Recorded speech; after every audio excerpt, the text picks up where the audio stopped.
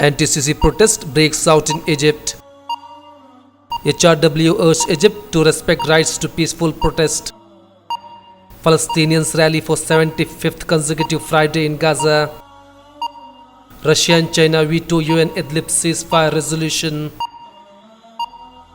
US imposes sanctions on Iran's national bank.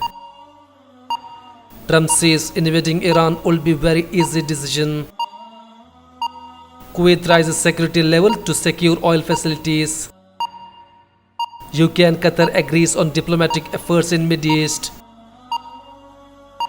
Yemen's Houthis propose truce with Saudi Arabia. Afghan president urged Taliban again for ceasefire. India gears to face Pakistan at UN over Kashmir. India sends hundreds of detainees from Kashmir to jails.